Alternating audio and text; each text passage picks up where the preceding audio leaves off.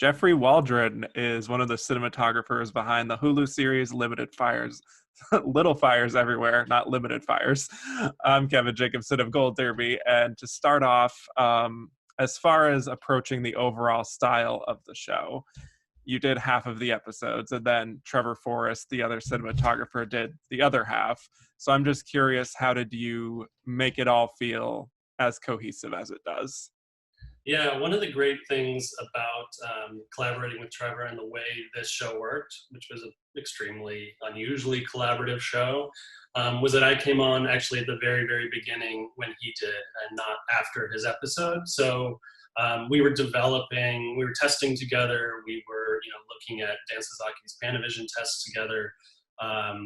We were, sharing an office and posting reference photos on the wall. So we had these conversations in a way that we knew sort of the arc we were building and where the show was headed. And we visit each other on set. So it was just a great open line of communication in terms of, seeing, okay, I see how you've interpreted, what our references are and, how we were going to start this thing. And I'm going to, pass the baton, take these next two episodes and we'll ratchet it up even more. And there is quite an arc, built on the fact that it starts in this idyllic Shaker Heights world. And then Mia enters and brings this bit of chaos, and that kind of starts to ramp things up. And, paralleling that is this shift in the seasons. So we always kind of knew what the next step would be. It wasn't that we were, trying to copy each other's work from the previous episode, because we knew we'd sort of be stepping forward and forward leading up to that, explosive finale. So was there something about Little Fires Everywhere, this story that was based on the Celeste Ng book, that just appealed to you and made you want to sign on to the adaptation? Absolutely. When I first got the scripts to have a meeting about it, I picked up the book and I just read it cover to cover. And I think it, is an amazing sort of allegory for so many parts of what America is. I'm a father of a little daughter, but what motherhood is fascinatingly, sort of uncovered in such a beautiful way. But it talks about immigration, and it talks about, Liz's interpretation talks about race. And I just thought the way these scripts were forming out of this amazing source material, I was like, I have to be a part of this. This is an important story to tell. It's also just a really fun thriller. I always enjoy the challenge of trying to take sort of the prose of the book and find out how to adapt that. I feel like that's sort of the cinematographer's adaptation in some way. The dialogue, Liz will adapt, the plot she'll shape and adapt, but the way Celeste talks about things, if it's, formal sentences, if it's flowery, if it's, streams of consciousness, each book and each voice is very different, but I feel like the cinematographer's role is to sort of create that, the invisible tapestry, I guess, around the dialogue and the plot. So was there a particular style or vibe that you were sort of instructed to stick to with your camera operator and the lighting? I'm just curious if there was anything communicated to you either from Hulu or any of the other production companies involved. There really wasn't, which was great, because that way, the directors and, Lynn's initial amazing pilot with Trevor, we could kind of take our own interpretation of what this should be and really go for it. For instance, like it starts out in a pretty formal, dolly kind of moving camera, a lot of wides and a lot of sort of tableau stuff. And kind of starts to break down and starts to get more handheld and edgy and starts to be, moodier in lighting and starts to have a lot more long lens and shallow depth of field and stuff like that. And they give us total freedom to interpret that and build that arc that hopefully is, people are feeling, not necessarily noticing as it ratchets up. Yeah, and this series has a lot of great close-ups.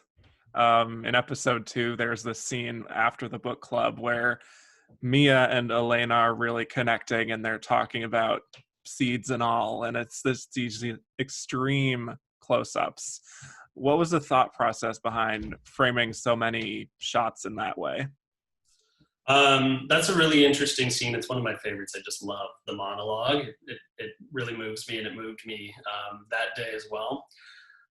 There's a couple answers to that question. One of the most interesting is that in a lot of dramas, you don't cross shoot, which is to shoot both sides at the same time.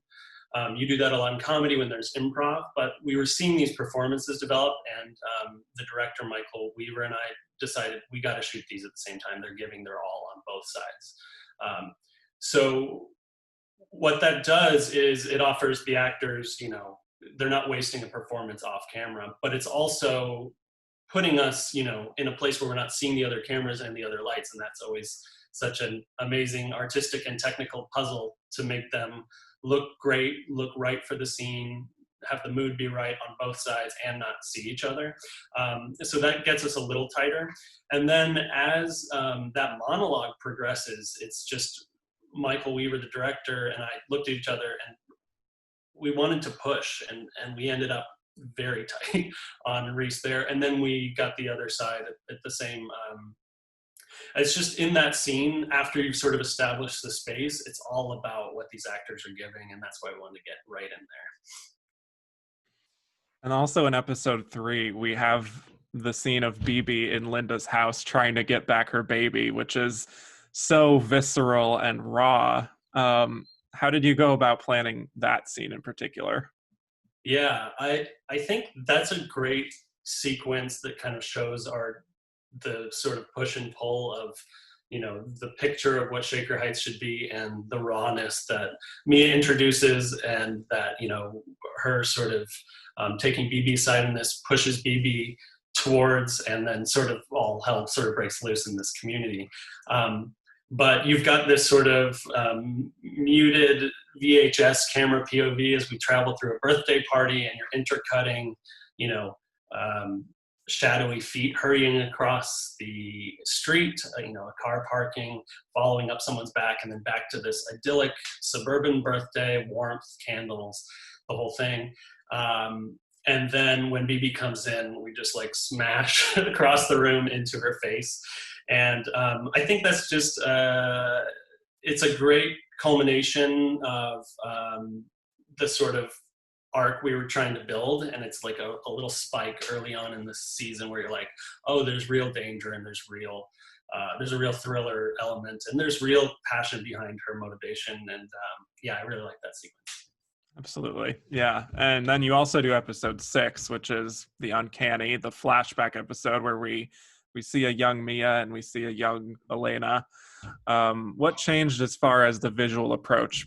Because it has a different feeling to it, not only from the present, but also between their two stories within the episode. Sure. Yeah, we knew that episode would be special. It's almost like its own movie. And all of that is motivated by, the young version of their characters had a much rawer POV. They were a little bit more undeveloped. And so we interpreted that sort of raw human, before they're sort of finding who they are. Elena's got a big choice in front of her, and Mia's about to sort of be in a fight or flight kind of nomadic world. It was kind of like, how do we interpret that rawness? So we shot the whole episode on anamorphic lenses, which we had actually kind of introduced into as the flashback sort of look. And we used Panavision T series, and we mixed in some really old C series. So sort of being able to play those really wide open invited all these imperfections that seemed to sort of fit the, developing characters feel, but it was also almost all handheld. The lighting is a lot more contrasty. The look is a lot more crunchy. And the production design is a lot more sort of black and white, and a couple pops of primaries here and there. So everybody was sort of working towards creating this almost unformed past tense of these lives that was a little more dangerous and a little less buttoned up than the Shaker, that we come to find. Mm. And there's also these clear differences in Elena's house and Mia's apartment as far as lighting and just the amount of space, at least from what we see. I don't know how much that's different in what you were doing, but can you talk about working in those two different spaces? Absolutely. Those were the two sort of main spaces that we're cutting between, and sort of each sort of matches the personality of the other. Elena is, Jess Kender and her art team built this beautiful 90s suburban house that was very, familiar to me, having grown up in the 90s. And, we were always able to sort of frame within the architecture. She built in long hallways to sort of frame in archways to, contextualize the characters within this sort of wealth, and sort of, there was also just giant windows. So there's always big, soft sources of light, which is very pleasing and very beautiful. When you contrast that with Mia's world with a lot smaller windows, you've got harder sources of light, which also means you're sourcing a lot more from the practicals in the room. But you've also got, walls behind you. So you're not able to get as luxurious of wides. And while we can remove walls on our stages, that limitation actually helped us in a lot of ways to, play the claustrophobia and play the sort of very different feeling space. And then obviously there's her art room, and that's kind of a place where a lot of sun comes in. It's where her sort of chaos reigns and she creates. And so that was a very special space that we, play a lot of scenes in as well. Well, this is a very interior show in many senses of the word, but you're also able to capture some really striking imagery from the exteriors too. Were there any challenges that came with those shots, and also sort of marrying that with the interiors to make it all feel seamless? Yes, absolutely. There were challenges because we were shooting midsummer LA for Shaker Heights. So the first challenge was finding amazing locations that could play not only for what's right for the story, but what's right for Shaker Heights. And then, also just didn't have palm trees and didn't have, Spanish style houses and stucco and all that stuff. So everything sort of had to fire on all cylinders from the exterior. And then Jess made it really a dream to sort of walk from one of those doors into one of our stages in terms of the way she architecturally laid out the spaces.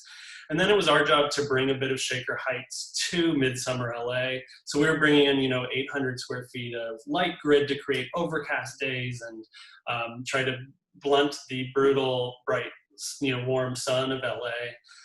So yeah, it's always a challenge when it's you've shot your exterior, or you've shot your interior, and now you're going to your exterior where they're going to walk into the house, to just try to keep it seamless, try to keep it something people aren't consciously having to think about.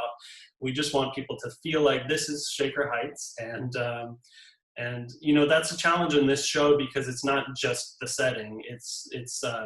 It's something people talk about. It's about Shaker Heights. It's about this place, and it's talked about in every episode. So,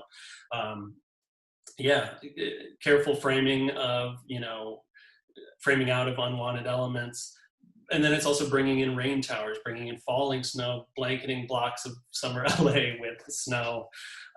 It was a big challenge, but hopefully it flows seamlessly.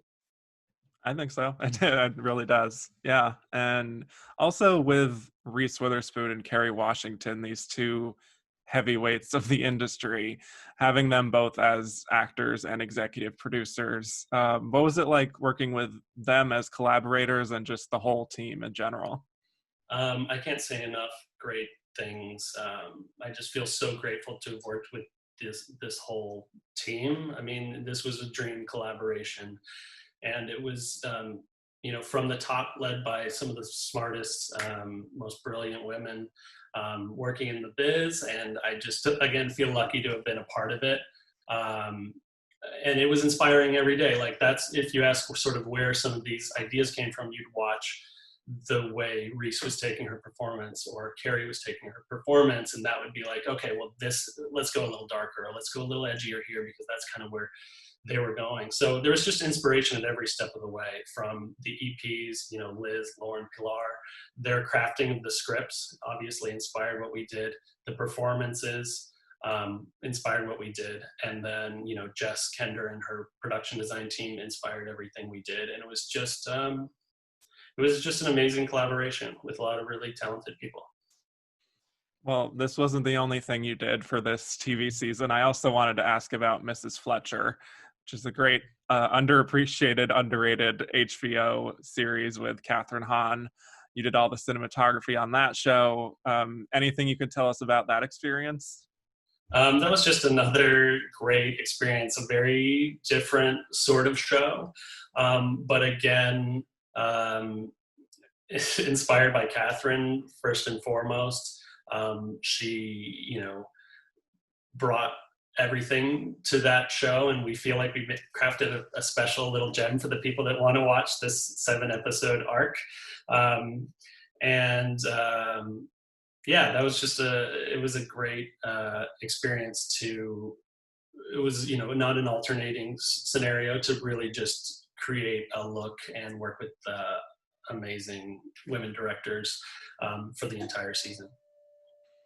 Just as we round out here, circling back to Little Fires, I'm not sure how involved you get with the response to the projects you work on, but what have you just thought about the audience response to Little Fires Everywhere? Um, I I'm always delighted to just sort of sweep Twitter and just see what people are saying when the episodes come out, and because it's a little bit hard for me to watch the episodes and detach myself from them and just sort of get lost in it after knowing, like, that was the day we did this, that was the day we did this. Sort of, it's hard to distance yourself in that way, and it's just really fun to see people getting into it. Um, Especially, like, I loved hearing the response to Six. I mean, these amazing young actors doing the, Elena and Mia parts, was just super fun to see how explosive I feel like the reaction to that episode was. Really amazing direction by Nzinga Stewart. I don't get super swept up in the reactions, but I do take a look and just make sure it's hitting for people, because that's your biggest dream, is to touch people with what you do. It's not just it's about the art, but it's about touching people. Yeah, and I think you certainly touched on a lot of things as well with this show. So, thank you so much, Jeffrey, for talking to us today. We really appreciate it. Thanks, Gavin. Yeah, and for those of you watching now, hit like and subscribe for more interviews just like this, and go to goldderby.com to start making your Emmy predictions.